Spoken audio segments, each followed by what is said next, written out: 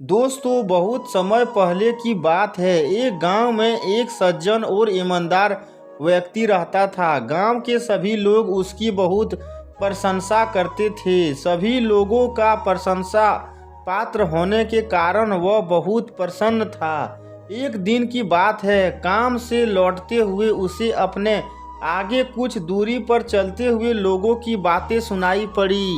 वे उसके बारे में ही बातें कर रहे थे। वह जानता था कि गांव के लोग उसकी प्रशंसा के पुल बांधा करते हैं। वह अपनी प्रशंसा सुनने के उत्साह को रोक नहीं सका और दबे पांव उनके पीछे चलते हुए उनकी बातें सुनने लगा। लेकिन जब उसने उनकी बातें सुनी तो वह उदास हो गया, क्योंकि वे सभी लोग उसकी बुराई कर रहे थे। कोई उसे घमंडी बता रहा था तो कोई दिखावेबाज। उन बातों ने उसके मन को झकझोर कर रख दिया। उसे महसूस होने लगा कि अब तक वह भुलावे में था कि सभी लोग उसकी प्रशंसा करते हैं, जबकि वास्तविकता उसके उलट है।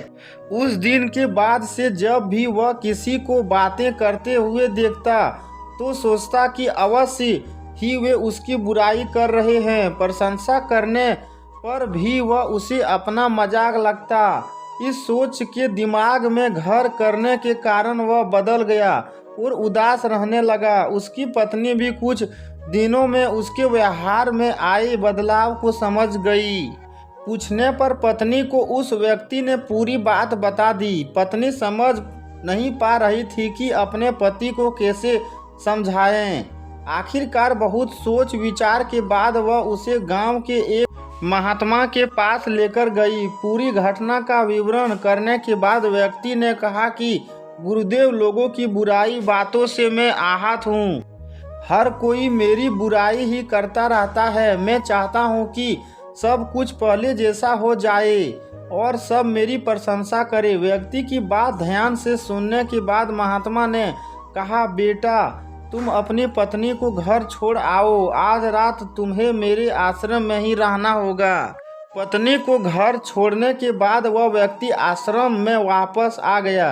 रात में जब वह सोने गया तो मेढकों के टटराने की आवाज़ उसके कानों में पड़ी। आश्रम के पीछे एक तालाब था। मेढकों ने टटराने की आवाज़ वहीं से आ रही थी। सारी रात कोलाहल के कारण वह ठीक से सो न सका। सुबह उठकर वह महात्मा के पास गया और बोला, गुरुदेव, मेढकों के कारण मेरी नींद ही नहीं पड़ी। लगता है तालाब में 50-60 हजार मेढक होंगे।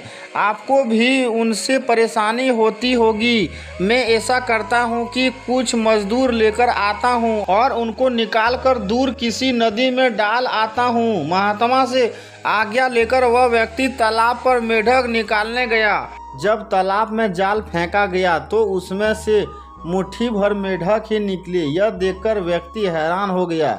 उसने महात्मा से पूछा, गुरुदेव, रात में तो लग रहा था कि तालाब में हजारों मेढक है, आज सब कहाँ चले गए? महात्मा बोले, बेटा, रात में भी ये मुट्ठी भर मेढक ही थे, लेकिन उन्होंने इतना शोर मचाया कि तुम्हें इनकी संख्या हजारों में लगी। ऐसा ही तुम्हारे जीवन में भी है। तुमने कुछ लोगों को अपनी बुराई करते हुए सुना और तुम्हें गलतफहमी हो गई कि पूरा गांव तुम्हारी बुराई करता है। अब कभी भी कहीं भी अपनी बुराई सुनो तो सोचना कि वे लोग तालाब के मुट्ठी भर मेढक जितने ही है। और हाँ, चाहे तुम कितने भी अच्छे क्यों न हो, कुछ लोग तो रहेंगे ही जो तुम्हारी बुराई करेंगे।